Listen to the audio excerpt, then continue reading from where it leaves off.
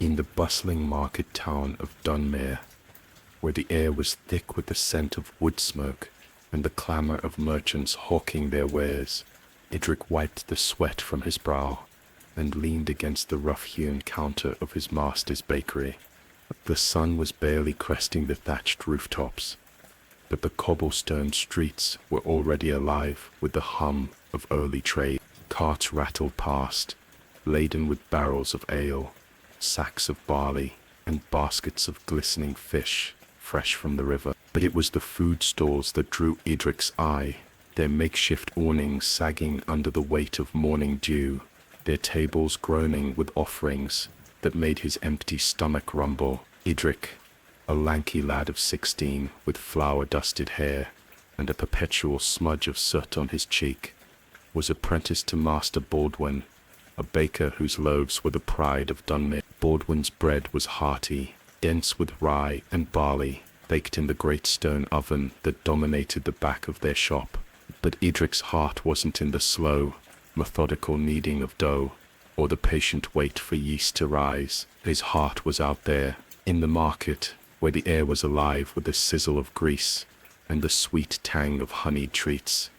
"Mind the loaves, boy," Baldwin's voice boomed from the back, where he was wresting a tray of steaming bread from the oven. "Stop gawking at the street like a moonstruck cow." "The loaves." Idrik snapped to attention, grabbing a wooden peel to slide a batch of loaves onto the cooling rack. But his eyes drifted back to the market. There, at the corner of the square, old Meg's stall was already drawing a crowd. Meg was a widow with a sharp tongue and a knack for frying anything that could fit in her iron skillet. Her specialty was what the townsfolk called grease cakes, discs of dough plunged into bubbling lard, puffed up crisp and golden, then drizzled with a sticky syrup of boiled-down apples. They were cheap, quick, and utterly irresistible. Idrik had spent more than one of his meager apprentice's wages on those cakes, burning his tongue in his haste to devour them. "Gunk food," Baldwin called it, spitting the words like a curse. "Injik fit for swine, not men, fills your belly for a moment, and leaves you weak by noon."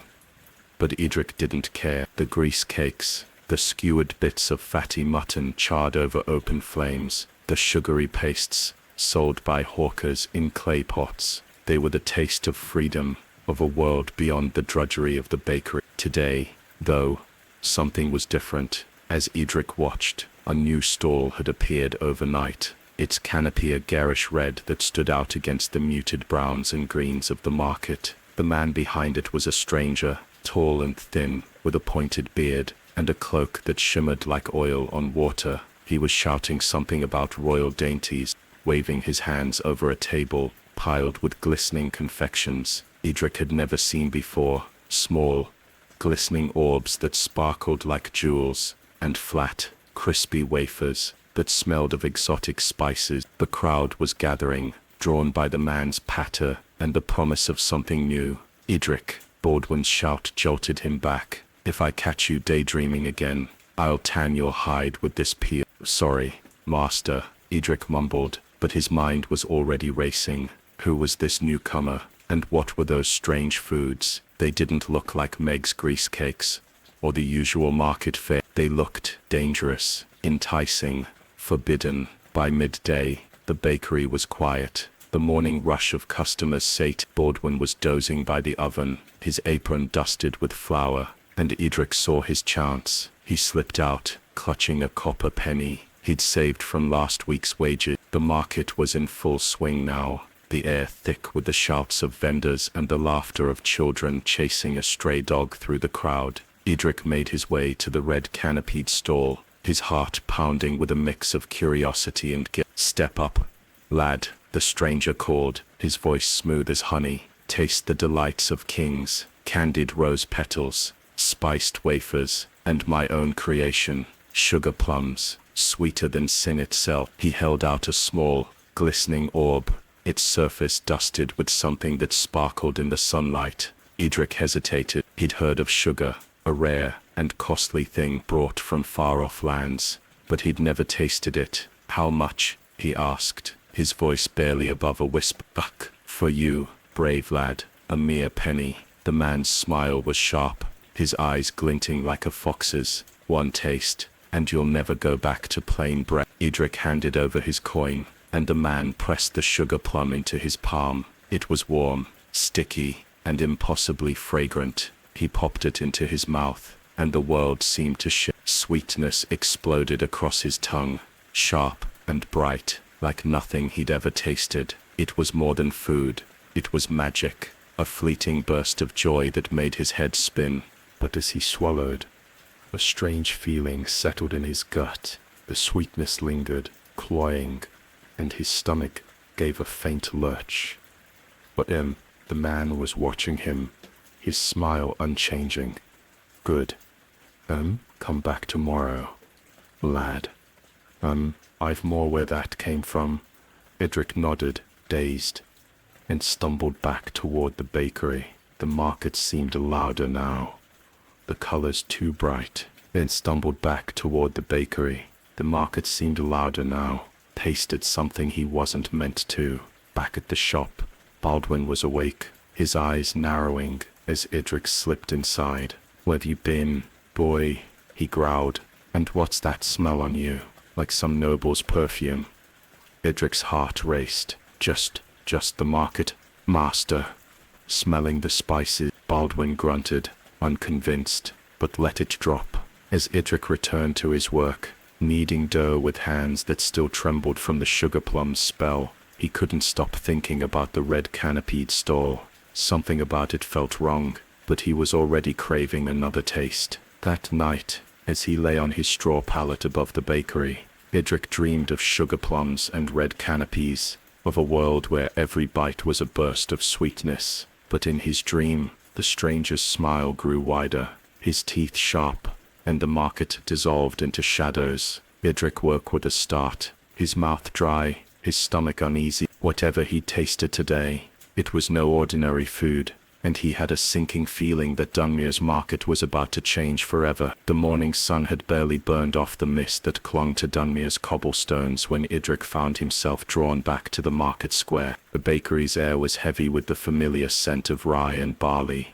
but it felt stifling now, a cage of routine compared to the chaotic allure of the stalls outside. Master Baldwin was busy haggling with a grain merchant, his voice a low rumble as he inspected sacks of flour, leaving Edric free to slip away. His single copper penny, tucked into the rough linen of his tunic, felt like a talisman, urging him toward the red canopied stall that had haunted his dreams. The market was a riot of sound and color. Hawkers bellowed their wares, skewers of charred mutton dripping with fat, baskets of bruised apples, and clay pots filled with tangy, ale-soaked bread scraps that the poorer folk bought to stretch their meals. Old Meg's stall was doing brisk business, her grease cakes sizzling in a blackened skillet, each one a golden disk of temptation. The scent of rendered lard mingled with the sweet tang of her apple syrup, and Edric's mouth watered despite himself. But his feet carried him past Meg's stall, past the fishmonger's slimy barrels and the tinker's clanging pots, straight to the newcomer's garish red canopy. Master Alaric stood behind his table, his oil-slick cloak catching the light as he waved a crowd of curious townsfolk closer. His stall was a marvel, piled high with delicacies that seemed plucked from a noble's bank. There were the sugar plums Edric had tasted yesterday, glistening like tiny jewels, but also thin, crispy wafers dusted with cinnamon, and small scented orbs wrapped in edible gold leaf that shimmered like coins. A clay brazier glowed at one end of the table, warming a pot of something that smelled of cloves and honey, drawing gasps from passers-by. "Come, good folk of Dunmere." Alaric's voice was a velvet drawl, cutting through the market's din. "Taste the delights of far-off lands, saffron wafers from the courts of Cordoba, candied rose petals from Damascus, and my own sugar plums, sweeter than the dreams of angels." Edric hovered at the edge of the crowd, his heart thudding. The memory of the sugar plum's sweetness lingered on his tongue, a ghostly echo that made his stomach twist with both longing and unease. He'd barely slept last night, replaying that burst of flavor, the way it had flooded his senses and left him dizzy. Baldwin's warning about junk food echoed in his mind, but it was drowned out by the sight of Alaric's deft hands, tossing a sugar plum into the air and catching it with a flourish. "You Elaric's sharp eyes locked onto Idrik, and the crowd parted as if by magic. Back for another taste. A discerning palate. They see. His smile was all teeth. Too wide, too knowing. Idrik swallowed, his hand tightening around the penny. I just wanted to see, he mumbled, but his feet betrayed him. Stepping close, the table was a treasure trove, each item more exotic than the last. He spotted a tray of what Elaric called spiced almonds, roasted nuts coated in a sticky glaze that smelled of pepper and something unfamiliar, sharp and heady. See? Elaric chuckled, leaning forward. Seeing's free, but tasting's better. Name's Elaric, master confectioner. And you are? Idrik, he said, his voice barely audible over the market's clamor. Apprentice to Master Baldwin, the baker, a baker's lad. Elaric's eyes gleamed. Then you know good food. Tell me, Idrik, have you ever tasted anything like my wares in that dusty old bakery? Idrik shook his head, his cheeks flushing. Baldwin's bread was honest, hearty, the stuff of life, but it wasn't this. It didn't make his heart race or his head spin. No, sir, never. Idrik leaned closer, his voice dropping to a conspiratorial whisper. That's because I deal in rarities. That sugar from the cane fields of the east, saffron worth more than gold, spices that cross deserts and seas to reach this muddy little town. 1 penny for a taste. Oh, he paused, eyeing Idrik like a merchant appraising a horse. Work for me, and you'll taste them all for free. Work. Idrik's breath caught. The idea was absurd. He was Baldwin's apprentice, bound by contract, by duty. But the thought of those flavors, of escaping the bakery's endless knead and bake, was intoxicating. What kind of work? Simple tasks, Elaric said, waving a hand. Run errands, fetch ingredients, help me sell. A lad like you, quick on his feet, could earn a tidy sum, and you'd learn secrets of the trade, of the world beyond Dunmere. Idrik's mind raced. He saw himself standing behind that red canopy, handing out sugar plums, his pockets jingling with coin. But something in Alaric's gaze, a flicker of calculation, made his skin prickle. Before he could answer, a commotion broke out nearby. Thief! A woman's voice shrieked. It was old Meg, her face red as she stormed toward Alaric's stall, brandishing a wooden spoon like a cudgel. You're stealing my custom with your fancy rubbish. Grease cakes have fed Dunmere for years, and now you swoop in with your devil's sweets. The crowd murmured, some nodding in agreement, others clutching their newly bought confections protectively. Alaric raised his hands, his smile unshaken. Good woman, there's room for all in this market. Your cakes are charming in their rustic way, but the people crave novelty. They crave my dainties. Meg's eyes narrowed. Dainties? Bah! I saw young Tom the butcher's boy after eating one of your plums. Dazed, he was, stumbling like he'd downed a jug of ale.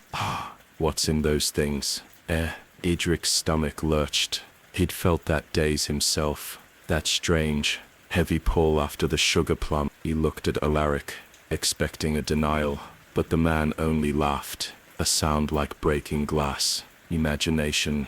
Good Meg, my sweets are pure delight.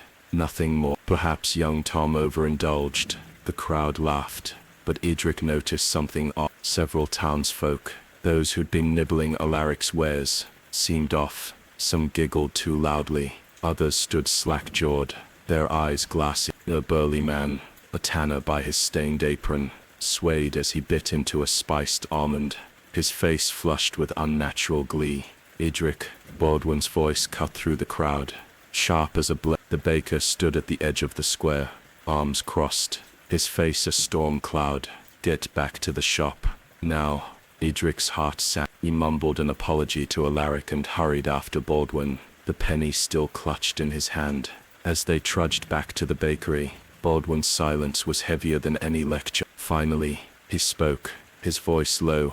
That man's no good, Idrik. His food's not honest. Stay away. But it's just sweets, Idrik protested, though his own doubts gnawed at him. What's wrong with a bit of sweetness? Baldwin stopped, gripping Idrik's shoulder. There's sweetness, And then there's poison dressed as sweetness. I've seen men ruined by less. You mark my words. Boy, Alaric's hiding some. Back at the bakery, Edric threw himself into his tasks, kneading dough with more force than necessary. But his mind was elsewhere, replaying Alaric's offer, Meg's accusations, the strange behavior of the townsfolk. He thought of the sugar plum's taste, how it had felt like a door opening to a world he'd never known. And he thought of Alaric's secrets. What were those ingredients, and where did they come from? That night, as he lay on his straw pallet, the sounds of Dunmere's taverns drifting through the open window, Edric made a decision. He'd go back to Alaric's stall, not just as a customer, but to learn the truth. If there was poison in those sweets, he'd find it, and if there was wealth to be had, he'd claim it. Either way, he was done being just a baker's boy. The market square of Dunmere was a battlefield of scents and sounds by mid-morning, a chaotic tapestry woven from the cries of hawkers, the clatter of wooden carts, and the ever-present sizzle of food meeting fire. Edric stood at the edge of the bakery's doorway, his apron dusted with flour, his eyes fixed on the drama unfolding across the cobblestone. Old Meg's stall, with its blackened skillet and towering stack of grease cakes, was a fortress under siege. A crowd had gathered, drawn not just by her food but by the spectacle of her wrath, which was aimed squarely at Master Alaric's garish red canopy. Meg's voice carried like a war horn. You think you can waltz into Dunmere with your pretty sweets and steal my trade? She bellowed, waving her wooden spoon at Alaric, who leaned casually against his table, his smile as sharp as a blade. Grease cakes have fed this town since my grand's day. Honest food for honest folk, not your devil's confections. Alaric's laugh was a low, mocking purr. Honest food is ilath and flour, fried to a crisp, fit for pigs, not people. My dainties, dear Meg, are the future. The folk of Dunmere deserve better than your greasy scraps. The crowd gasped, some jeering, others murmuring, in agreement. Edric's heart thudded. He'd tasted Meg's grease cakes countless times, those golden, crispy discs, puffed up from their bath in bubbling lard, drizzled with a syrup made from apples, boiled down with a pinch of precious honey, where you were cheap, filling, and warm, the kind of food that kept a laborer's strength up through a long day's work. But Alaric's words stung, and Edric couldn't help but glance at the man's stall, where sugar plums and spiced wafers gleamed like treasures. The contrast was stark. Meg's food was earthy, practical. Alaric's was otherworldly, seductive. Edric's fingers twitched, itching to join the fray, but Master Baldwin's heavy hand landed on his shoulder. Stay out of it, boy, the baker growled. His eyes narrowed as he watched the scene. This is no game. That Alaric's stirring trouble, and Meg's fool enough to take the bait. But she's right, isn't she? Edric said, his voice low. Her grease cakes are what folk here know. Alaric's different, strange. Baldwin snorted. Strange, Alaris, and dangerous. Look at that lot. He nodded toward the crowd, where several townsfolk clutched Alaric's confections, their faces flushed with an odd, feverish glee. A young woman, her apron stained with dye from the weaver's shop, giggled uncontrollably as she nibbled a candied rose petal. A blacksmith's apprentice, broad as an ox, swayed slightly, his eyes glassy after popping a sugar plum into his mouth. That's no natural hunger, Baldwin muttered. Mark my words, Edric, there's mischief in those sweets. Edric's stomach twisted, remembering the dizzy rush of his own sugar plum. He'd felt that same pull, that fleeting joy followed by a nagging unease. But before he could speak, the market erupted. Meg, her face red as a beet, hurled a grease cake at Alaric's store. It sailed through the air, trailing crumbs, and landed with a splat on his table, narrowly missing a tray of glistening orbs. The crowd roared, some cheering for Meg, others shouting in defense of Alaric's dainties. Alaric's smile didn't waver, but his eyes flashed with something cold and dangerous. He picked up the grease cake, sniffed it with exaggerated disdain, and tossed it into the dirt. "See, good folk," he called, "this is what she offers, grease and grit. Try my spiced almonds instead, roasted with secrets from the east." He tossed a handful of sticky, pepper-glazed nuts into the crowd, who scrambled to catch them, their squabbles forgotten in the frenzy. Meg wasn't done. She grabbed another grease cake and flung it, this time hitting a bystander, a portly merchant, who yelped as the syrup smeared his fine wool cloak. Chaos broke loose. A fishmonger, loyal to Meg, lobbed a handful of slimy herring guts toward Alaric's stall, splattering his canopy. A boy from the Tanners Guild, clutching a sugar plum, retaliated by throwing a half-eaten apple core at Meg. Within moments, the market was a whirlwind of flying food, grease cakes, fish heads, bits of charred mutton, and even a few of Alaric's precious wafers, crushed underfoot in the melee. Edric ducked as a stray apple sailed past his head, his heart racing with a mix of fear and exhilaration. He'd seen market brawls before, over prices, over insults, but this was different. It was as if the food itself had sparked a fever, turning neighbors into rivals. He caught sight of Alaric, still smiling, slipping something small and shiny into his cloak. A vial, perhaps, or a pouch. The sight sent a chill down Edric's spine. Enough. The shout came from the market's edge, where a burly man, in a leather jerkin, Godric, the town's reeve, pushed through the crowd, his staff raised. "Cease this madness, or I'll have you all in the stocks." The crowd stilled, food smeared and panting, as Godric glared from Meg to Alaric. "You two, sort this out, or I'll shut both your stalls for a week." Meg huffed, wiping her hands on her apron. "He's the trouble, Reeve. His sweets are turning folk witless." Alaric bowed, mockingly polite. "I merely offer choice, good Reeve. If the people prefer my wares, who am I to deny them?" Godric's eyes narrowed, but he waved them off. "Settle it, or I will." He stomped away, leaving the crowd to disperse, muttering and licking syrup from their fingers. Godric slipped back to the bakery, his mind a tangle of questions. He thought of Meg's grease cakes, a staple of Dunmere streets, made from the simplest ingredients: flour, water, a pinch of salt, fried in lard scraped from the butcher's leavings. They were the food of the poor, the laborers, the folk who couldn't afford the fine white bread of Baldwin's oven, or the roasted capons of the Lord's table. Grease cakes were survival, a quick burst of warmth and energy for a penny or two. Alaric's confections, those sugar plums, spiced almonds, wafers thin as parchment, were something else entirely. They were indulgence, a taste of wealth, but at what cost? Back in the bakery, Baldwin was kneading dough, his massive hands pounding the rye with a rhythm that spoke of years at the trade. "You saw it, didn't you?" he said without looking up. "The madness out there, that's what comes of food that's more show than substance." Budrick hesitated, then spoke. "Meg said Alaric's sweets make folk act strange. I know, I felt it too, after the sugar plum, like my head wasn't my own."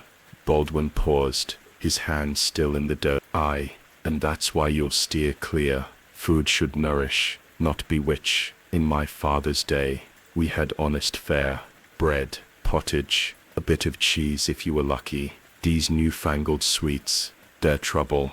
Mark me, Budrick, that Alaric's no mere merchant." Budrick nodded, but his thoughts were elsewhere. He saw Alaric's sly smile, the vial in his cloak, the dazed faces of the crowd. He thought of the market's other foods, the ale-soaked bread sold by Widow Agnes, the skewered offal charred over open flames, the sticky pastes of mashed fruit and honey hawked by children. They were Dunmere's lifeblood, rough and real, yet Alaric's stall was stealing their place. Why, and what was in those sweets that made folk crave them so fiercely? As the day waned, Budrick swept the bakery floor, his broom stirring clouds of flour. He made a silent vow. He'd find out what Alaric was hiding. Tomorrow, he'd take the man's offer, not to betray Baldwin, but to uncover the truth. The market was changing.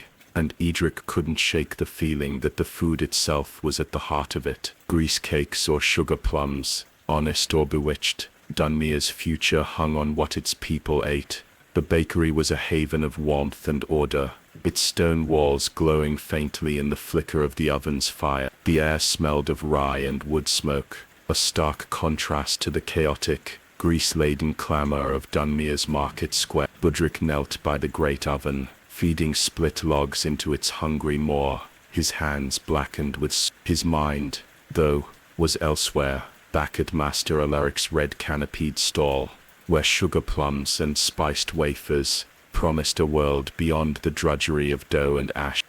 The memory of that dizzying sweetness lingered, a siren's call that made his stomach twist with both craving and unease.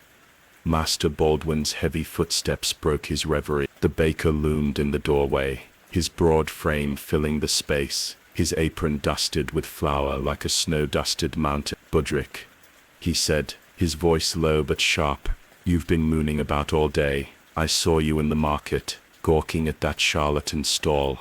Out with it, what's got you so addled?" Budrick froze, the log in his hand slipping to the floor with a thud. He'd hoped to keep his second visit to Alaric's stall a secret, but Baldwin's eyes missed nothing.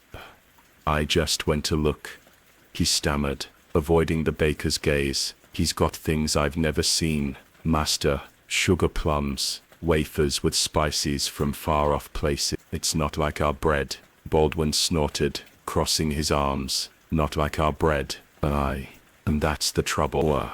Bread's honest flour, water, yeast, a bit of salt. It feeds a man, keeps him strong. That Alaric's peddling false foods, boy, all flash and no substance. You saw what happened out there. Meg's grease cakes flying, folk turning on each other like dogs over a bone. That's what his sweets do. They stir madness." Budrick shifted uncomfortably, the memory of the market brawl vivid in his mind. Grease cakes and fish guts sailing through the air, townsfolk laughing or swaying with glassy eyes after tasting Alaric's confections. It had been chaos, but it had also been thrilling. "It's just food, isn't it?" he said, though his voice lacked conviction. "What's so dangerous about a bit of sweet?" Baldwin's face darkened, and he gestured for Edric to sit on a stool by the cooling racks, where rows of fresh rye loaves stood like soldiers. "Listen, lad," he said, settling onto a bench with a grunt. You're young, full of fire and hunger for the world, but I've seen what happens when folk chase empty pleasures. Let me tell you a story from my father's time, when Dunmere was smaller and the world no kinder. Udrek leaned forward, his curiosity piqued. Baldwin rarely spoke of the past, and when he did, his tales carried the weight of truth. The baker's eyes grew distant, his voice softening as he began. 40 years back, there was a feast in Dunmere, held by Lord Walbrick to celebrate a good harvest. The hall was packed. Nobles, merchants, even us common folk invited to the lower tables. The food was like nothing I'd seen as a boy. Roasted swans stuffed with figs, trenchers heaped with spiced peacock, and sweets. Oh, the sweets, candied fruits, marchpane shaped like castles, and a dish they called snow, made of whipped cream and sugar, so rare it cost more than a horse. The nobles gorged themselves, laughing and toasting, but by night's end, half the hall was sick, vomiting, sweating, some fainting dead away.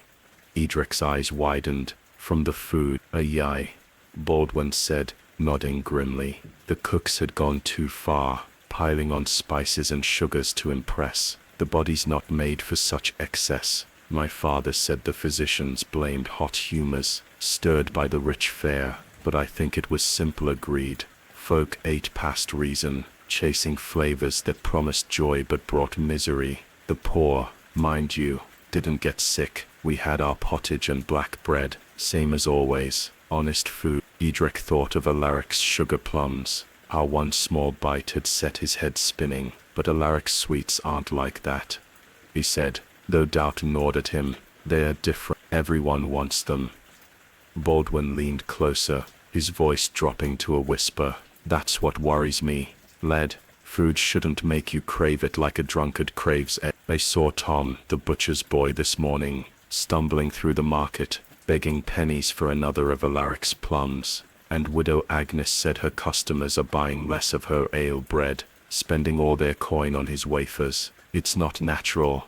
Edric's stomach churned. He remembered the glassy-eyed townsfolk, the strange laughter, the way Alaric's smile never reached his eyes. You think he's poisoning? He asked, the word feeling heavy on his tongue. Not poison. Maybe, Baldwin said, but something close. My father heard tales of merchants in far-off cities, men who mixed strange herbs into their wares to keep folk coming back. They called it bewitching the belly. I'd wager Alaric's up to something like that. Those spices, that sugar, it's not just costly, it's cunning.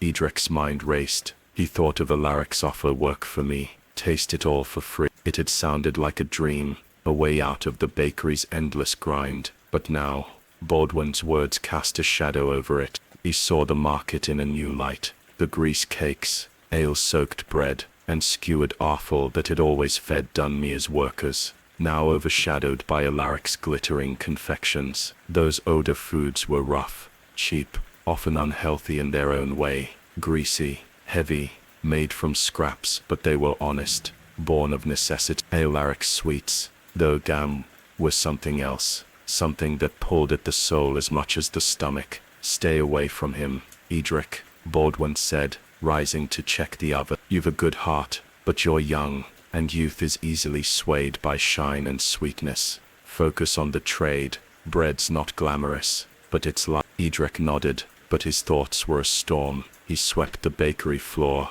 the broom's rhythm steadying his nerves, but Alaric's stall called to him. He saw the red canopy in his mind, the glint of that vial Alaric had slipped into his cloak during the brawl. What was it? Some spice, some herb, something dark. And why did it make folk act so strange, laughing too loud, swaying like drunks, or craving more with a desperation that bordered on madness? As the day wore on, the bakery filled with the usual customers, laborers buying coarse rye loaves, a merchant's wife haggling over a fine wheaten round. But Edric noticed something new. Fewer coins clinked into Baldwin's strong box. The customers' talk was all of Alaric's stall, of sugar plums that melted on the tongue, of wafers that tasted of distant lands. Even the children, who usually begged for a crust of Baldwin's bread, chattered about candied rose petals. By evening, as the market's noise faded and Dunmere settled into twilight,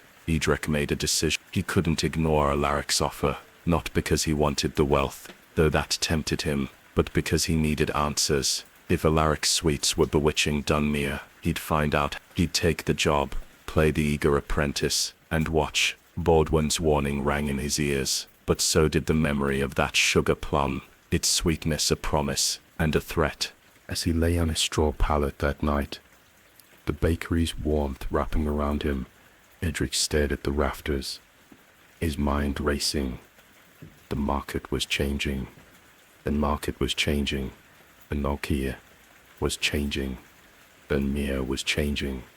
Dunmere was changing. And he was caught in the middle. Grease cakes or sugar plums. Honest bread or bewitched sweets. The choice felt bigger than food. It felt like the future. The dawn broke over Dunmere with a pale, misty light, casting the market square in a dreamlike haze. Edric stood at the bakery's threshold, his breath visible in the chill morning air, his heart pounding with a decision that felt like treason. Master Baldwin was already at work, his massive hands kneading rye dough with a rhythm as steady as a heartbeat.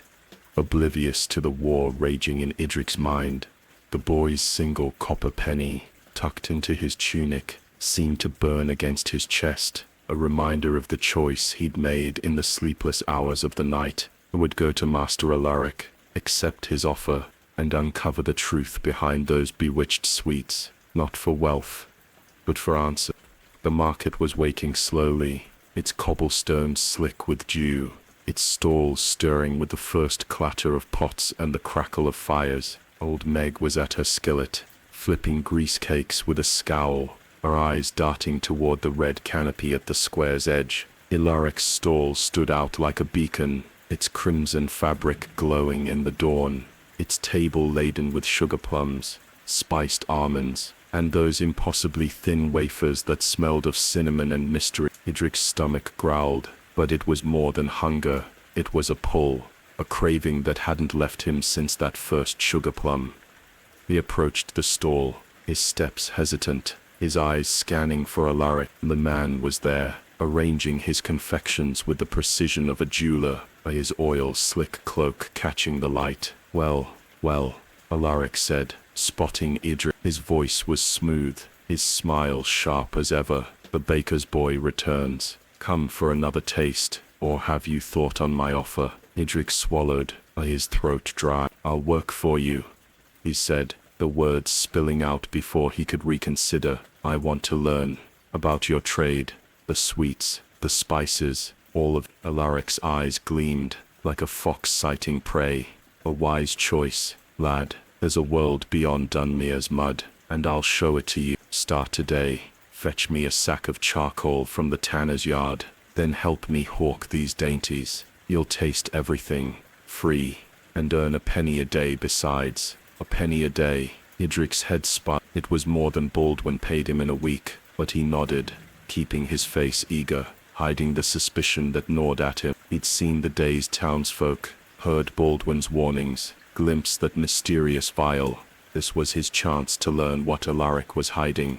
The day passed in a blur of tasks. Idric hauled charcoal, stirred a pot of simmering honey over Alaric's brazier, and shouted the man's wares to the passing crowd. Sugar plums, sweeter than sin, wafers from the east, fit for kings. The words felt foreign on his tongue, but the crowd responded, their coins clinking into Alaric's strong box. By noon, Idric's hands were sticky with syrup, his tunic dusted with cinnamon, and his head buzzed with the chaos of the market. He tasted a spiced almond, crisp, fiery, with a strange aftertaste that lingered like a shadow. It was delicious, but it left him uneasy, his heart racing too fast. As the sun climbed, a new figure appeared in the market, drawing Idric's attention. A woman, cloaked in green, her face half hidden by a hood, moved among the stalls with a quiet grace. Her cart was small, piled with sacks of spices, saffron, pepper, cloves that filled the air with an exotic tang. She was a spice merchant, rare in Dunmere, where such luxuries were usually reserved for the lord's kitchen. Idric watched as she bartered with a clothier, her voice low, her hands quick as she measured out a pinch of saffron worth more than Idric's yearly wages. Alaric noticed her too, his smile faltering for the first time. Keep your eyes on the work, lad, he snapped, but Idric caught the glance he threw at the woman, a mix of weariness and recognition. Who's she? Idric asked, unable to resist. Alaric's jaw tightened. Yemorn, a peddler of spices, troublesome sort. Stay clear of her. She's got a nose for secrets. Idric nodded, but his curiosity burned. When Alaric turned to charm a customer, Idric slipped away, weaving through the crowd to Yemorn's car. Up close, she was older than he'd thought, her face lined but sharp, her eyes like polished jet. She caught him staring and smiled, a knowing curve of her lip. Ika's boy, aren't you? She said, her voice low and rich. What's a lad like you doing with that snake, Alaric? Idric flushed. I'm helping him, just for today. Rashmani's smile widened, but it held no warmth. Careful, lad. His sweets are more than they seem. Sugar's rare, costly, comes from lands where men toil in chains to cut the cane. And those spices, she tapped a sack of cinnamon, they don't come cheap, nor clean. I've seen his kind before, peddling delights, laced with things that cloud the mind. Kedric's heart skipped. Laced with what? Rashmani leaned closer, her voice a whisper.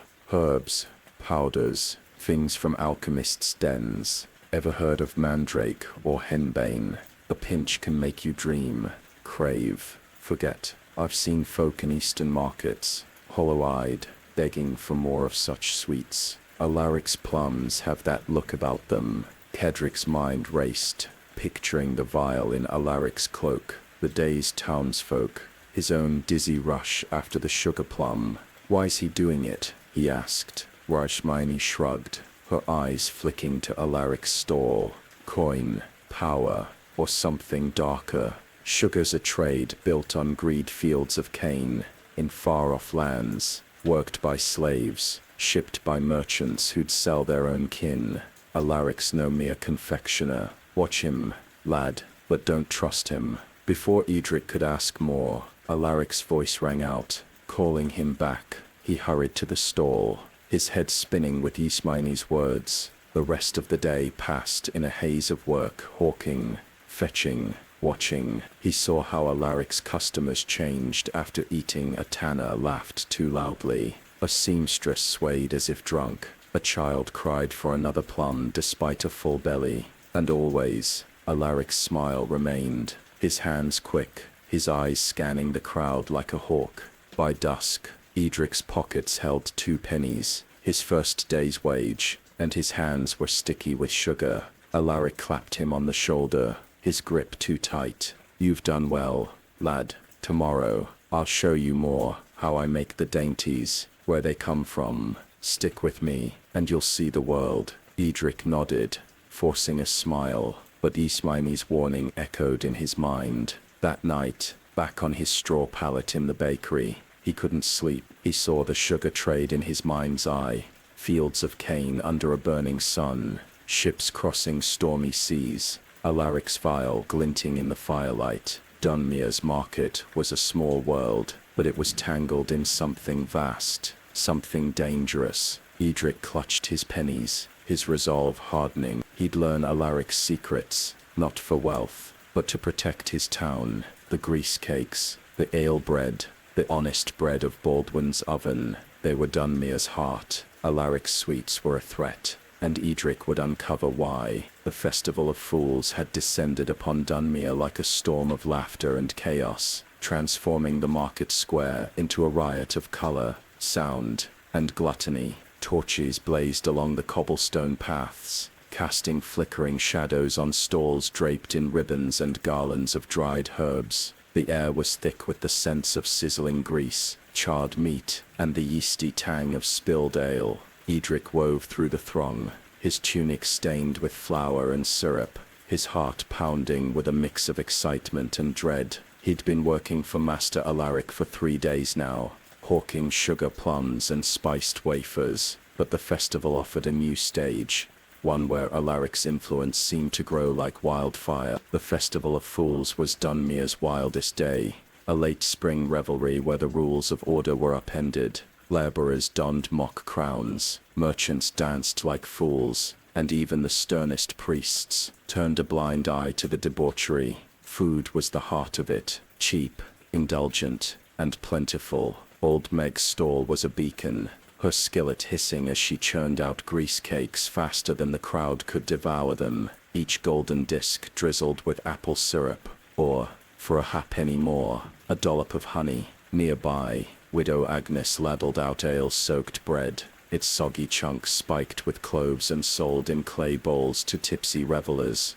Skewermen roamed the square, their sticks laden with fatty mutton or offal, charred black over open fires and dusted with salt. And there, at the square's heart, stood Alaric's red canopied stall, its table groaning with confections that outshone the rest. Sugar plums glinting like jewels, cinnamon wafers stacked in delicate towers, and a new offering honeyed nuts rolled in a mysterious, shimmering powder that caught the torchlight. Edric stood at Alaric's side, shouting to the crowd, "Royal dainties, fit for lords, taste the East for a penny." His voice was hoarse, his hands sticky from handling the sweets, but he kept his eyes sharp, watching Alaric's every move. The man was in his element, his oil-slick cloak swirling as he tossed sugar plums to eager children, his smile never wavering. But Edric noticed the vial again, tucked into Alaric's belt, its contents catching the light when he thought no one was looking. Hermione's warning echoed in his mind. Mandrake, hendin, powders that cloud the mind. Was that what made the crowd so wild, so hungry for more? The festival was a feast for the senses, but it was also a mirror of Dunmere's heart, rough, hungry, and a little reckless. Hendrik saw laborers gorging on grease cakes, their faces smeared with syrup, laughing as they stumbled through mock jousts with wooden sticks. A gaggle of apprentices, flush with ale, tossed half-eaten skewers at each other, their shouts drowning out a minstrel's lute. Even the town's wealthier folk joined the fray, their fine cloaks brushing against muddy tunics as they sampled the market's offerings.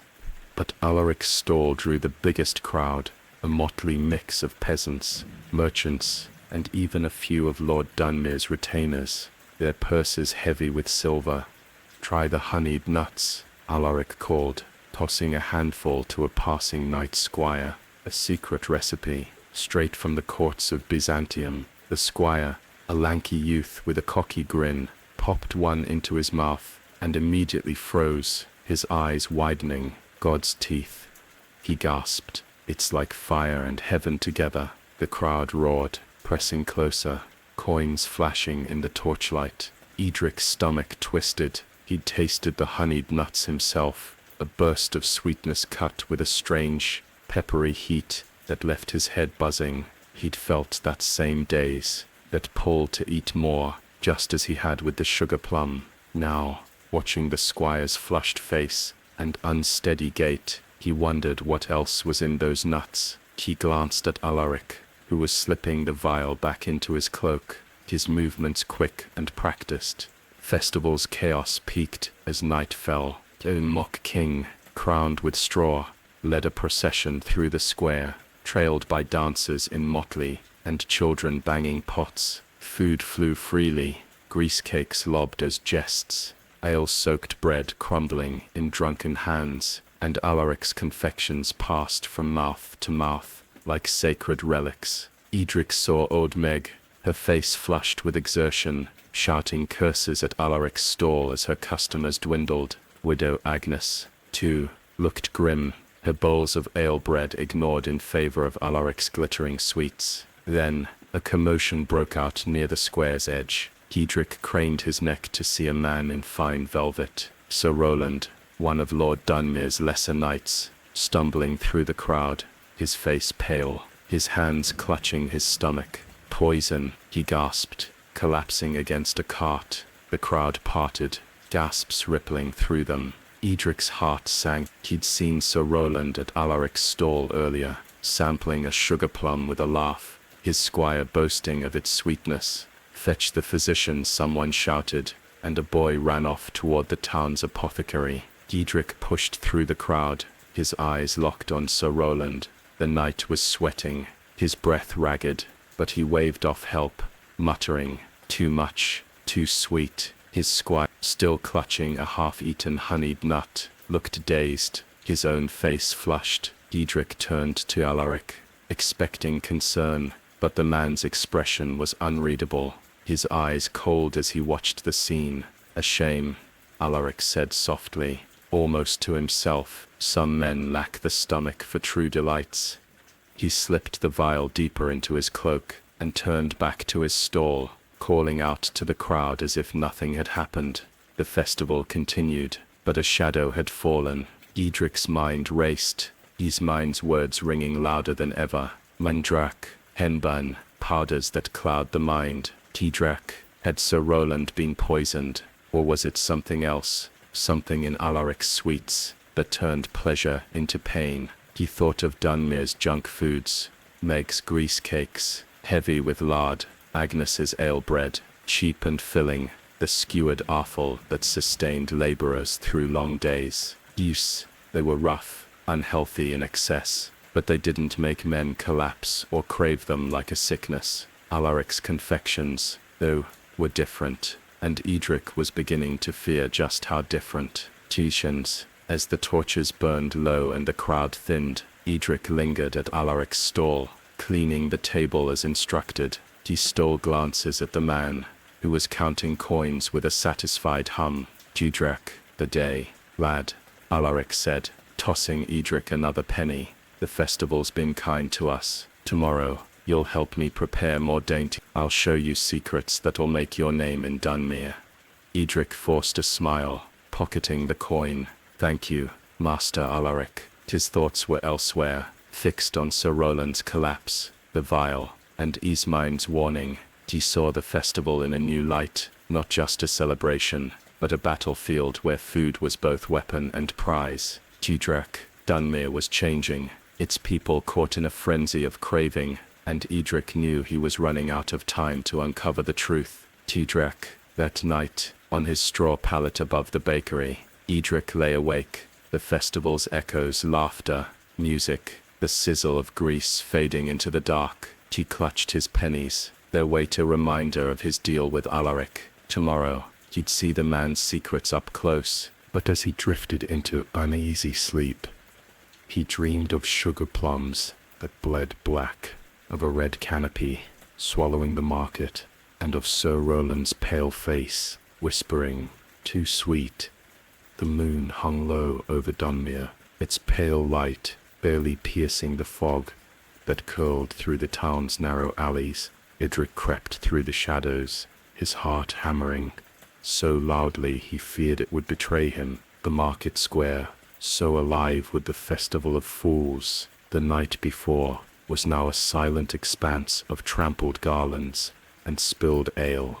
The stalls shuttered and dark. His breath misted in the chill air as he moved toward the edge of town, where Master Alaric had set up his temporary workshop in a crumbling stone building once used by a tanner. The promise of secrets Alaric had dangled, how he made his dainties, where they came from, had been too tempting to ignore, but it was Sir Roland's collapse that drove Edric now. He needed proof of what Ismene had warned, that Alaric's sweets were laced with something sinister, something that clouded minds and stirred madness. Edric's days, working for Alaric, had been a whirlwind of tasks, hawking sugar plums, fetching charcoal, stirring pots of honey, but they'd also sharpened his suspicions. The vial he'd seen in Alaric's cloak, the dazed townsfolk, Sir Roland's pale face, muttering, "Too sweet."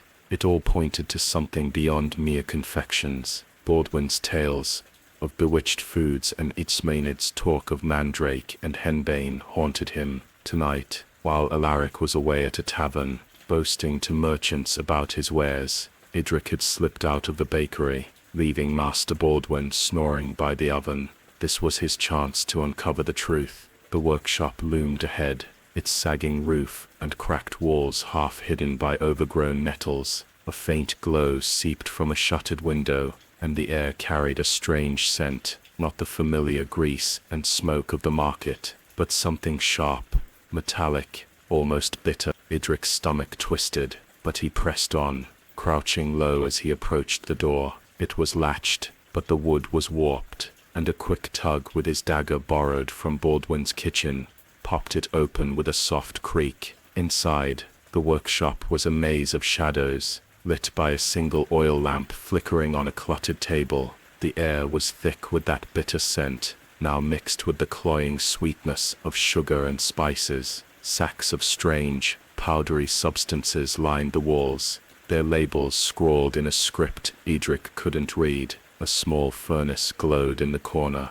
its heat pulsing against his skin, and beside it stood a bizarre contraption of glass and copper tubes, bubbling with a dark liquid that shimmered like oil. Edric's heart raced. This was no confectioner's kitchen. This was an alchemist's den. He moved to the table, his hands trembling as he sifted through the clutter. Clay pots of honey, vials of colored powders, a pestle crusted with something that glittered like frost. A leather-bound book lay open, its pages filled with diagrams of stars and strange symbols, alongside recipes written in a tight, slanting hand. Edric's eyes caught words that sent a chill down his spine. Saffron for color, sugar for craving, mandrake root, ground fine, to dull the wits. Beside the book was the vial he'd seen in Alaric's cloak, half filled with a silvery powder that sparkled in the lamplight. God's bones, Edric whispered, his breath catching.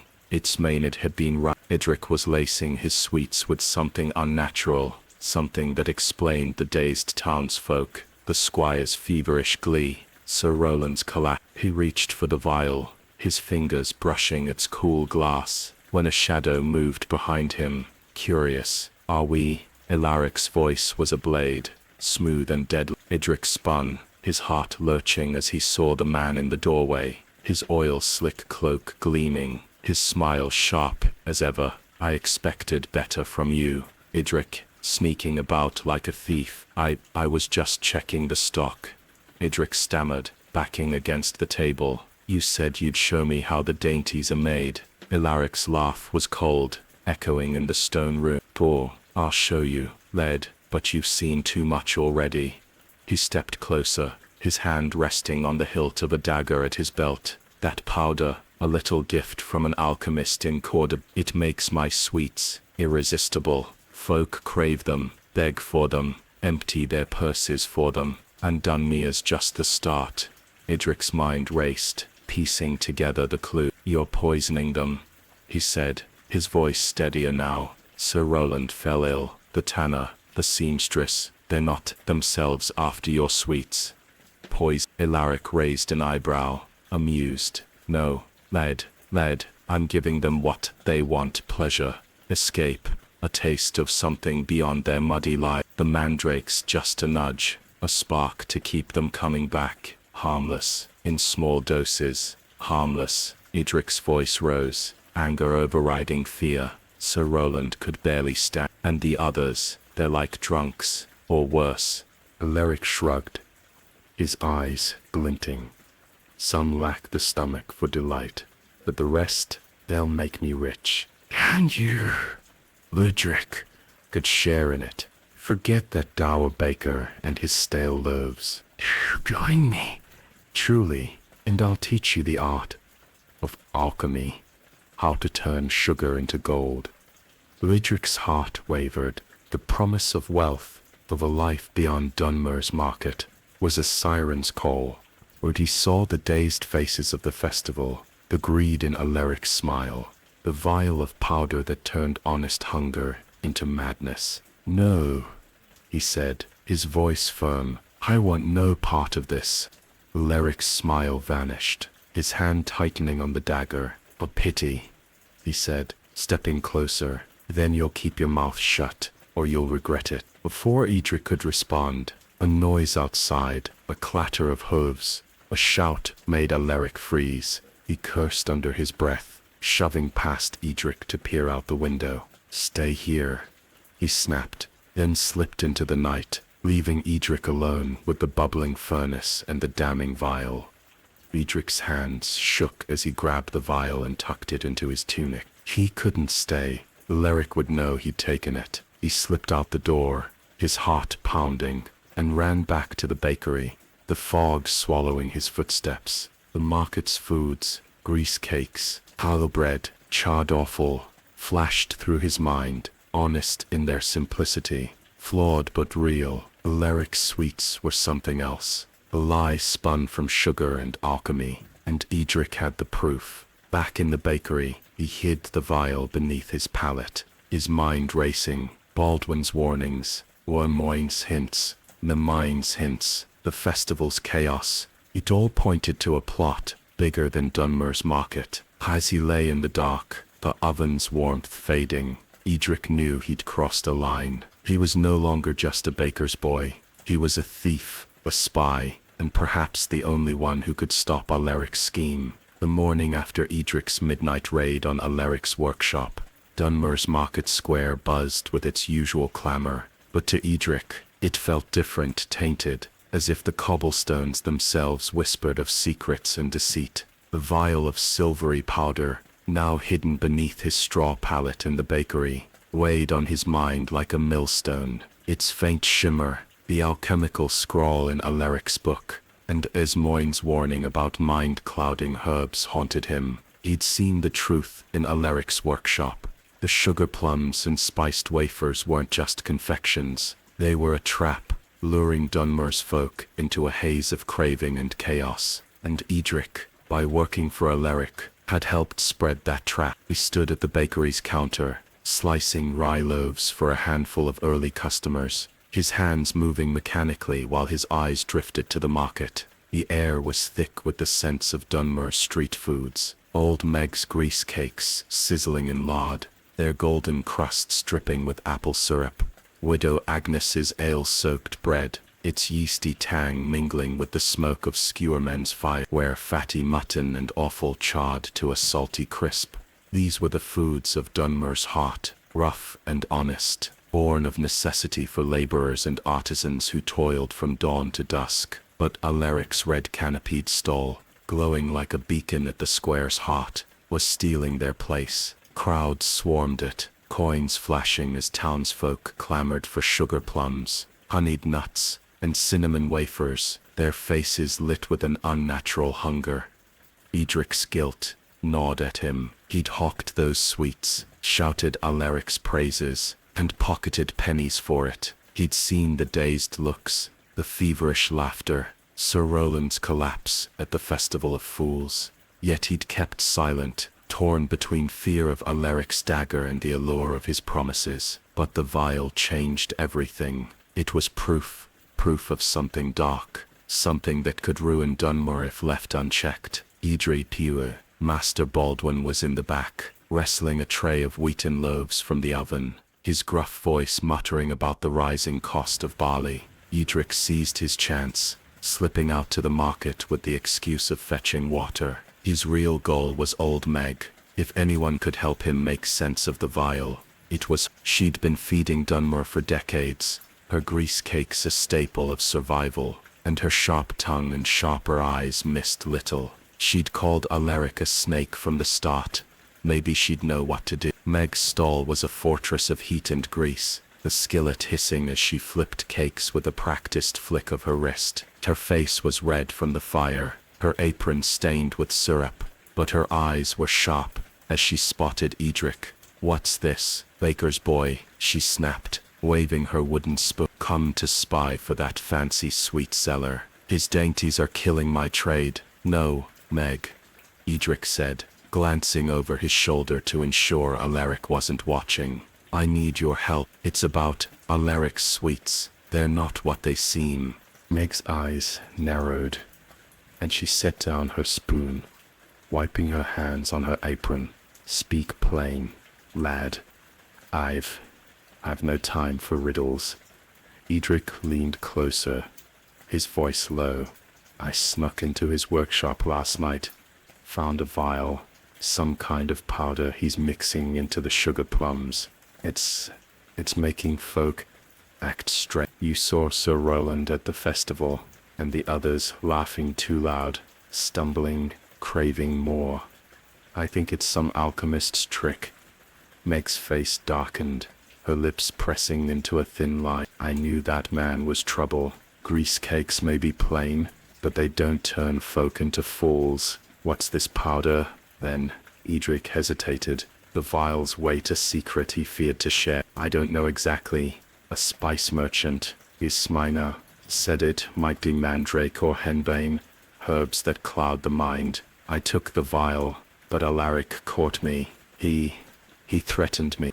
Meg's eyes widened, then softened with something like pity. "You're in deep, lad, but you've got guts. I'll give you that. Come here." She pulled him behind her stall, out of sight of the bustling square, and lowered her voice. "Grease cakes are my trade, same as my grands and her grands before. Flour, lard, a bit of salt, simple, honest. They fill a belly, keep a man working. But Alaric's sweets, they're like a fever, burning through Dunmere. I've seen folks skip my cakes, skip Agnes's bread, just to buy his rubbish. And now you say it's bewitched." Edric nodded, his throat tight. "It's not just Dunmere," he said. "It's just the start. He's got plans, bigger ones." Meg snorted, but her eyes were grim. "Plans, eh?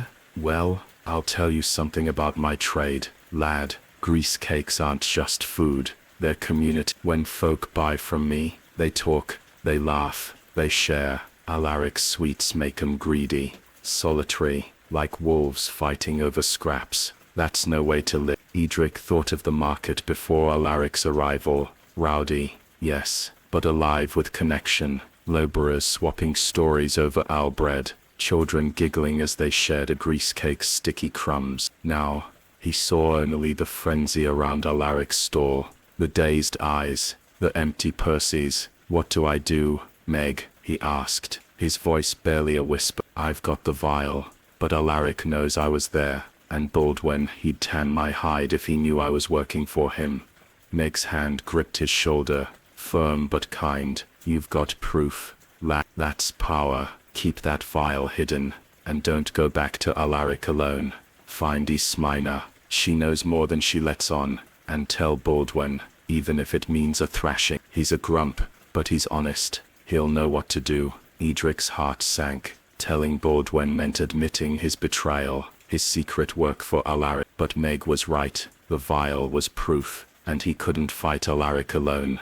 He nodded, his resolve hardening. "I'll find Ismina, and I'll tell Baldwin soon." Meg gave him a sharp nod, then thrust a warm grease cake into his hands. "Eat, lad. You look like you've not slept in days. And don't let that snake Alaric see you fall." Edric bit into the cake, its crispy edge and sweet syrup grounding him in a way Alaric's sweets never could. It was simple, real, a taste of Dunmere's heart. As he chewed, he scanned the market, spotting Ismina's green-cloaked figure near a clothier's stall, her cart of spices drawing a small crowd. Alaric's stall, meanwhile, was a storm of activity, townsfolk pushing and shoving for a taste of his dainty. Edric's eyes lingered on a young girl, no older than 10, clutching a sugar plum with a desperate gleam in her eyes, her mother pulling her away as she begged for another. Back at the bakery, Edric hid the vial deeper beneath his palate, his hands trembling. The market's foods, grease cakes, ledred, skewered offal, were Dunmere's lifeblood, flawed but vital. Edric's confections were a poison, spreading a hunger that devoured more than coin. As he swept the bakery floor, Baldwin's heavy gaze on him, Edric knew he couldn't delay much longer. The town's hunger was growing, and only he held the key to stopping it. The great hall of Dunmere's castle glowed with torchlight, its stone walls draped in tapestries that shimmered with scenes of hunts and battles. Long tables groaned under the weight of a feast fit for a king, roasted swans stuffed with figs, trenchers piled with venison in pepper sauce, and wheels of cheese so pungent they made Edric's eyes water as he slipped through the servant's entrance. He wore a borrowed tunic, too large and scratchy, his role as a server for Lord Dunmere's banquet a stroke of luck or fate. Master Alaric had been invited to cater the sweets, his sugar plums and spiced wafers now the talk of the town, and Edric had volunteered to help, not out of loyalty, but to spy. The vial of silvery powder, still hidden beneath his palate in the bakery, burned in his thoughts, its secrets driving him to risk everything.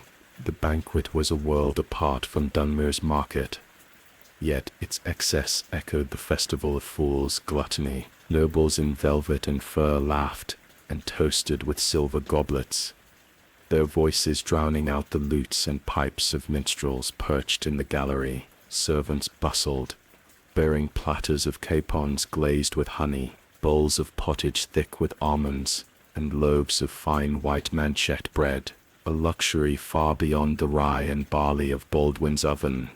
But it was Alaric's confections that drew gasps, displayed on a table at the hall's center like a shrine to indulgence. Sugar plums gleamed like rubies, cinnamon wafers stood in delicate stacks, and a new creation, candied violets dusted with that shimmering powder, sparkled under the torchlight.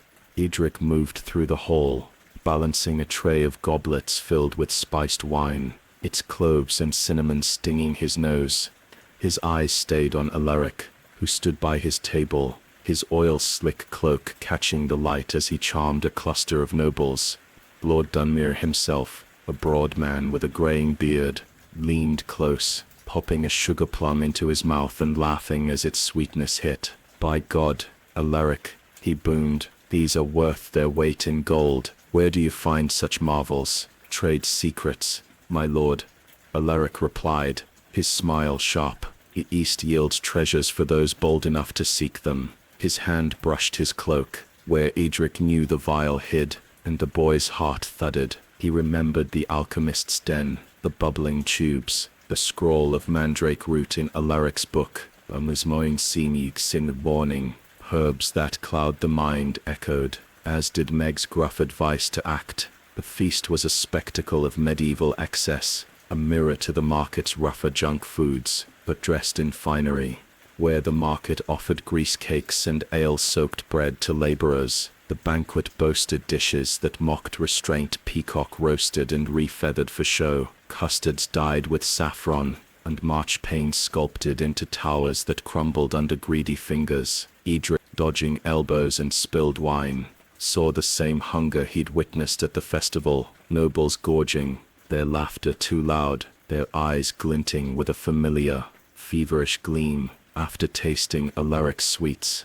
As he refilled goblets, Edric edged closer to Alaric's table, catching snatches of conversation. A knight in a crimson doublet, his face flushed from wine and sugar plums, clapped Alaric on the shoulder. "You've outdone the king's own cooks. Man, these sweets make my head spin. A pleasure worth savoring," Alaric purred, but Edric saw the flicker in his eyes. Calculation, not joy. He slipped behind a tapestry, pretending to adjust his tray, and strained to hear as Alaric spoke to a cloaked figure at the hall's edge, a man with a hawkish face and a chain of silver links. "It's working faster than I hoped," Alaric murmured, his voice low. "The powder binds them, nobles, peasants, all of Dunmere. Soon, they'll do anything for another taste. Your lord will find the town pliable." The cloaked man nodded, his voice a hiss. "Good. My master grows impatient, weak in Dunmere, and his men will take it without a fight. Keep the sweets flowing, Alaric, and your reward will be great." Edric's blood ran cold. A plot, not just to profit, but to control Dunmere, to hand it to a rival lord. The sugar plums, the wafers, the candied violets, they weren't just addictive. They were a weapon, softening the town for conquest. He thought of Sir Roland's collapse, the dazed townsfolk, the vile silvery powder. Alaric wasn't just a merchant, he was a pawn in a larger game. The banquet swirled on, oblivious to the treachery. A noble woman in silk giggled uncontrollably, a sugar plum staining her fingers. A squire swayed, his eyes glassy after a candied violet. Edric's tray trembled in his hands, his mind racing. He had to tell someone, Baldwin, Meg, even Ismoini, but Alaric's eyes were on him now, sharp and suspicious. Edric forced a smile, offering wine to a nearby knight, his heart pounding as he planned his escape. The feast ended in a haze of spilled wine and crumbling marchpane, the nobles staggering to their chambers, collapsing in their seats. Alaric packed his remaining sweets, his movements quick, his smile fixed. Edric, dismissed from serving, slipped out to the castle courtyard, the night air cold against his sweat-damp skin. The market's foods, grease cakes, skewered offal. Alaric flashed through his mind, honest in their simplicity, a stark contrast to the banquet's excess and Alaric's poisoned dainty. He reached the bakery at dawn, the vial still safe beneath his palate. Baldwin was awake, kneading dough, his eyes narrowing as Edric stumbled in. "Out all night, boy," he growled. "You smell of wine and treachery." Edric's throat tightened. The time for secrets was over. "Master," he said, his voice shaking, "I need to tell you something about Alaric and Dunmere." The bakery's stone walls glowed faintly in the pre-dawn light, the oven's heat a steady pulse against the morning chill. Edric stood before Master Baldwin, his hands clenched, the vial of silvery powder now resting on the flour-dusted counter. Between its faint shimmer seemed to mock him, a reminder of the secrets he'd uncovered in Alaric's alchemical workshop and the plot he'd overheard at Lord Dunmere's banquet. The words had spilled out of him in a rush. Alaric's sweets laced with mandrake, the dazed townsfolk, Sir Roland's collapse, and the cloaked man's talk of weakening Dunmere. For a rival lord, Baldwin's face, usually stern, had grown darker with every word, his eyes fixed on the vial like it was a viper. "You've been a fool, boy," Baldwin growled, his massive hands still caked with rye dough. Working for that snake, sneaking about his den, stealing this. He gestured at the vial, his voice low but sharp. But you've got courage, I'll give you that. And now we've a fight on our hands. Edric's throat tightened. I'm sorry, Master. I thought I could learn his secrets. Stop him, but it's bigger than I imagined. He's not just selling sweets. He's using them to control Dunmere, to hand it to some lord from afar. Baldwin's eyes narrowed. Aye, and he's using our hunger against us. Grease cakes, allow bread, my loaves, they're not perfect, but they're honest. His dainties are a lie, poisoning the town's heart. He paused, wiping his hands on his apron. We'll need more than you and me to stop him. The market folk, Meg, Agnes, the skewer men, they've a stake in this too. We'll rally them. Edric nodded, his guilt easing under Baldwin's resolve. The market was Dunmere's lifeblood, its stalls a patchwork of survival. Old Meg's grease cakes, fried in lard and drizzled with apple syrup. Widow Agnes's ale-soaked bread, cheap and filling for labourers. The skewer men's charred offal, salty and sustaining. These were the foods of the common folk, indulgent in their way but rooted in necessity, not deceit. Alaric's sugar plums and spiced wafers, laced with alchemical powders, were a threat to that world, turning neighbors into craving shadows of themselves. By mid-morning, Edric and Baldwin stood in the market square, near Meg's stall, where the air was thick with the sizzle of grease and the chatter of early customers. Baldwin had called a meeting, pulling Meg, Agnes, and a handful of others, Guthric the skewer man, Hilda the fruit seller, and even niece Morny, the spice merchant, into a quiet corner behind a tanner's cart. The vial sat in Edric's hand, its contents glinting, as he recounted his tale. The workshop, the alchemical book, the banquet's plot. The vendors listened, their faces a mix of anger and fear. Meg was the first to speak, her wooden spoon jabbing the air. I knew that man was a devil. My grease cakes are honest.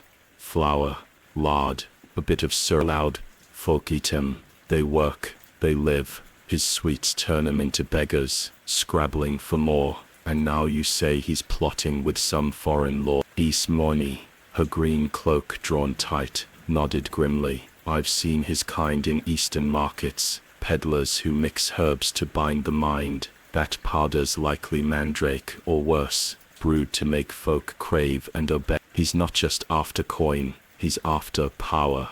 Agnes, her hands stained with ale, shook her head. My bread's nothing fancy, but it's kept Dunmere fed for years. Now folk pass my stall for his rubbish. If he's weakening the town, we're all at risk. Guthric, a wiry man with a face like cured leather, spat into the dirt. My skewers ain't much offal and salt, but they're what folk can afford. If Alaric's turning Dunmere soft, what's to stop this rival lord from marching in? Baldwin's voice cut through their murmurs. We fight back with what we know.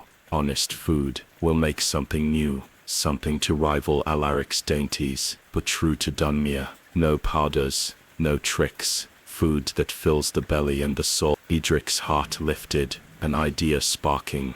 What if we make a new kind of bread? Not just rye or barley, but something hearty, with herbs from Hilda's stall. Maybe a touch of honey from Meg's stock. Cheap enough for the poor, but good enough to draw folk away from Alaric. Meg snorted, but her eyes gleamed. You're thinking like a market man. I've got apples aplenty, could mash 'em into a paste. Mix it with your dough, sweet, but honest. Hilda, her hands rough from picking fruit, nodded. Got thyme and sage herbs to make it savory. Folk'll smell it across the square. Ismarine leaned forward, her voice low. I can spare a pinch of pepper, not much, mind you, but enough to give it a kick. No alchemy, just flavor. Baldwin clapped his hands. The sound like a thunderclap. Then it settled. We'll bake tonight, in my oven. Edric, you'll need the dough. Meg, bring your apples. Hilda, your herbs. Your ribs. Agnes, Guthric, spread the word tomorrow. We'll sell this new bread for a halfpenny a loaf. Cheaper than Alaric's sweets. We'll show Dunmere what real food tastes like. The vendors dispersed, their faces set with purpose. Eirik felt a surge of pride. He'd been a fool to work for Alaric, but now he was part of something bigger. That night, the bakery became a hive of activity. Baldwin stoked the oven, its heat roaring, as Eirik kneaded dough, his hands sinking into a mix of rye flour, barley, and a touch of wheat from Baldwin's precious stock. Meg arrived with a pot of mashed apples, sweet and tart, which Eirik folded into the dough. Hilda's herbs, thyme, sage, and a hint of rosemary added an earthy aroma, while Ian's pepper gave it a subtle fire. Ignis brought a jug of ale to moisten the mix, and Guthric, grinning, tossed in a pinch of salt from his skewer stock. As the loaves baked, their scent filled the bakery, rich and warm, a blend of Dunmere's market in every bite. Eirik imagined the townsfolk tasting it, labourers, merchants, even nobles drawn back to the honest foods that had sustained the town for generations. The first loaves emerged golden and crusty, their tops studded with herbs, their insides soft with apple sweetness. By dawn, the market square buzzed with anticipation. The vendors set up a shared stall, piled high with the new loaves, their aroma cutting through the grease and smoke of the usual fare. Eirik shouted to the crowd, "New bread, fresh from Dunmere's heart, a halfpenny a loaf, better than any sweet." Folk gathered, curious, their coins clinking as they bought the warm, fragrant loaves. Even some of Alaric's regulars hesitated, drawn by the smell, their hands reaching for bread instead of sugar plums. Eideric's stall, still garish in its red canopy, was quieter today, his smile tighter, as he watched the crowd shift. Eirik caught his eye, and the man's gaze was a blade, promising retribution. But Eirik stood tall, flanked by Meg and Baldwin, their new bread a small victory in a growing war. Dunmere's hunger was turning, and Eirik felt the weight of the vial in his mind, a weapon yet to be played. The market square of Dunmere pulsed with life under a grey, restless sky, the air thick with the familiar scents of grease, smoke, and ale. Stalls brimmed with the town's rough-hewn fare, old Meg's grease cakes sizzling in their skillet, Widow Agnes's ale-soaked bread steaming in clay bowls, and Guthric's skewers of charred offal, their salt and fat a comfort to labourer. But it was the new bread, Eideric's creation, baked with Baldwin's skill, Meg's apples, Hilda's herbs, and Ian's pepper, that drew the largest crowd. Its warm, savoury aroma cut through the market's chaos, pulling townsfolk away from Master Alaric's red-canopied stall, where sugar plums and spiced wafers sat like glittering traps. Eirik stood at the vendor's shared stall, handing out loaves, his heart racing with a mix of triumph and dread. The vial of silvery powder,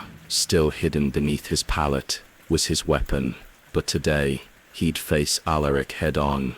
The past days had been a quiet victory. The new bread, sold for a halfpenny a loaf, had spread through Dunmere like wildfire, its honest flavour reminding folk of the market's heart. Labourers munched it between tasks, merchants shared it with their wives, and even a few of Lord Dunmere's retainers had bought loaves, their purses usually reserved for finer fare. Alaric's stall, once the market's centre, was quieter now, his customers fewer, their dazed fervour dimming as the bread's wholesome pull took hold. But Eirik saw the fury in Alaric's eyes, the tightening of his smile as he watched the crowd shift.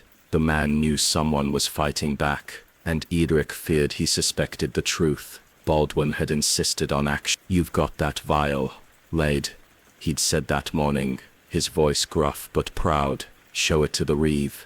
Tell him what you heard at the banquet." Alaric's plotting with a rival Lord Gudric'll listen. Meg had nodded, her wooden spoon jabbing the air, and Ian's had offered a cryptic warning. "Move fast, Lade. Men like Alaric don't wait to strike." Eirik clutched the vial now, tucked into his tunic, its weight a constant reminder of the danger. He'd planned to find Gudric, the town reeve, but as the market swelled with midday trade, He spotted Alaric weaving through the crowd, his oil-slick cloak glinting, his eyes locked on Edric. There was no time to wait. If he didn't act now, Alaric might silence him or worse. Dunmere. Meg. Edric whispered, leaning close as she flipped a grease cake. I'm going to confront him. The vial. The plot. I'll make him confess in front of the crowd. Meg's eyes widened, her face red from the skillet's heat. You're mad. Lad, he's got a dagger and no conscience. Wait for Godric. No time, Edric said, his voice steady, despite his pounding heart. He knows I took the vial. If I don't act, he'll come for me. Meg cursed but nodded, pressing a warm grease cake into his hand. For luck. Then, and don't you dare die, baker's boy. Edric forced a smile, biting into the cake's crispy edge, its apple syrup sweetness grounding him. He pushed through the crowd, dodging a cart of fish and a gaggle of children chasing a stray dog, until he stood before Alaric's stall. The man was alone, his table sparse, his usual charm replaced by a cold, calculating stare. Edric, Alaric said, his voice smooth but edged with venom.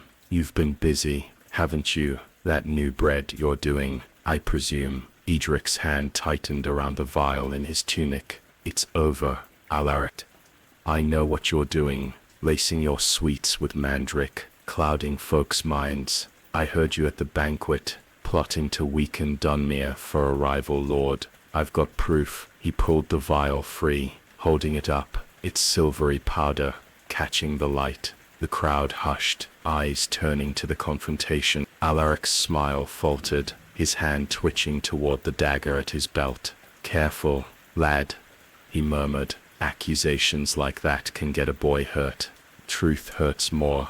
Edric shot back, raising his voice for the crowd. Your sugar plums, your wafers, they're poisoned. This powder makes folk crave them, lose themselves. Sir Roland fell ill, others too. You're not a confectioner, you're a traitor. Gasps rippled through the market. A merchant dropped his loaf, a seamstress clutched her child, and Guthric the skewer man stepped closer, his hand on his knife. Alaric's eyes darted, assessing the crowd, then hardened. You're a fool, boy, he hissed. You think Dunmere's worth saving, a muddy town full of greedy fools. My lord will take it, sweets or no sweets. The crowd roared, anger replacing shock. Alaric, sensing the tide turn, bolted, shoving through the throng toward an alley. Edric didn't hesitate. He ran after him, the vial clutched tight, his heart pounding. The market blurred past, Meg's skillet, Agnes's bread stall, the smoke of Guthric's fires. Alaric was fast, his cloak a dark streak, but Edric knew, these streets, every cobblestone and shortcut. The chase led through narrow alleys, past reeking tanneries, and creaking carts, Alaric's footsteps echoing. Edric's lungs burned, but he pushed on, dodging a pile of fish guts, and vaulting a low fence. He caught up in a shadowed courtyard, where Alaric spun, his dagger gleaming in the dim light. Give me the vial, boy, Alaric snarled. Advance, you've no idea what you're meddling with. Edric backed away,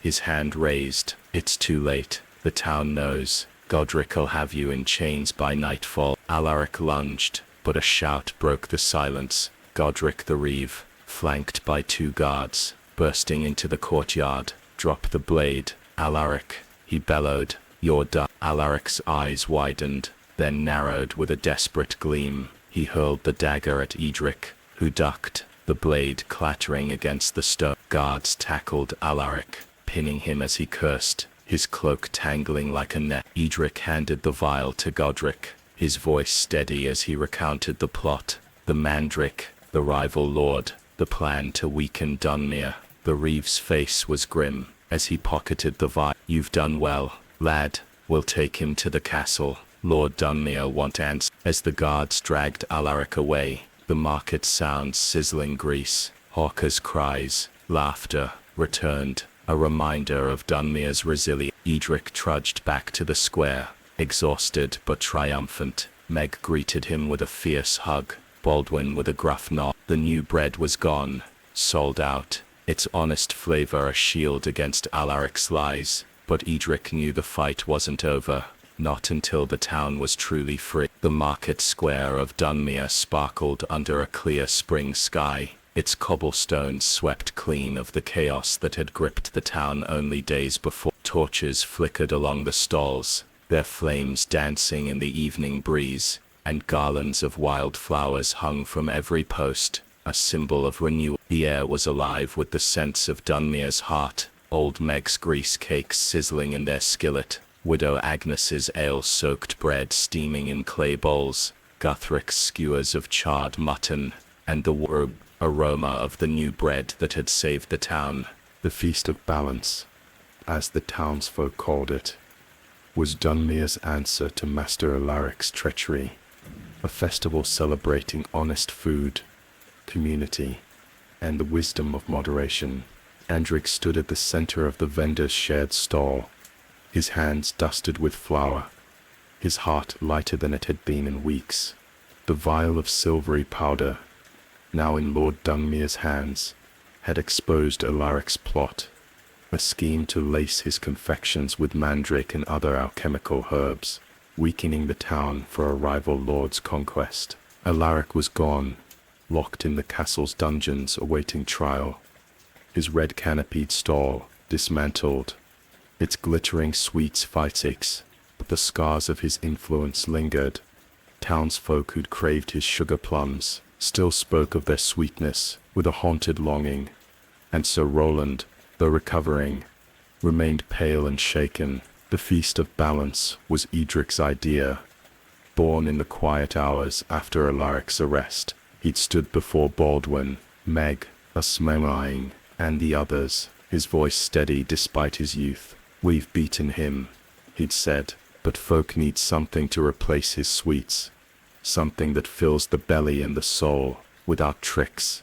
The vendors had agreed, and now the market was transformed, its stalls united in a celebration of Dunmere's foods, indulgent yet honest, offered in moderation to heal the town's hunger. The new bread was the star, its crusty loaves piled high, their thyme and sage aroma mingling with Meg's apple paste and Nismaan's peppery kick. Laborers broke off chunks, grinning as they shared with their families, the bread's hearty flavor a reminder of Dunmere's resilience. Meg's grease cakes, crispy and syrup-drizzled, sold briskly, but she'd added a new twist, small cakes, stuffed with Hilda's crushed berries, sweet but not cloying, a nod to balance. Agnes's ale bread, now spiced with a pinch of Hilda's rosemary, drew merchants who'd once chased Alaric's wafers. Grisix, skewers, charred and salty, were joined by a new offering, bits of roasted turnip,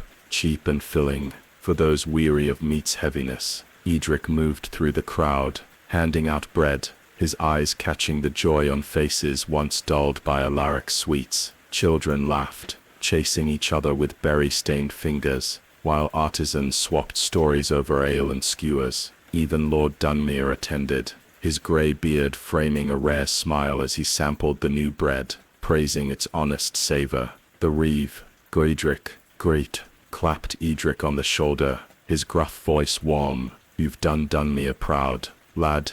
That vial was the key, and your courage turned it." But Edric's thoughts were on the past weeks, the dizzy pull of the sugar plum, the terror of Alaric's dagger, the weight of the vial in his tunic. He'd learned the cost of indulgence, the danger of foods that promised joy but delivered dependence. Dunmere's junk foods, grease cakes, ale bread, offal skewers were indulgent in their own way, rich with fat or ale, but they were born of necessity, crafted to sustain, not enslave. Alaric's confections, with their alchemical lure, had exploited the town's hunger, turning it against itself. Ismaen, her green cloak catching the torchlight, approached the stall, her cart of spices parked near. "You've done more than expose a plot, lad," she said, her jet-black eyes gleaming.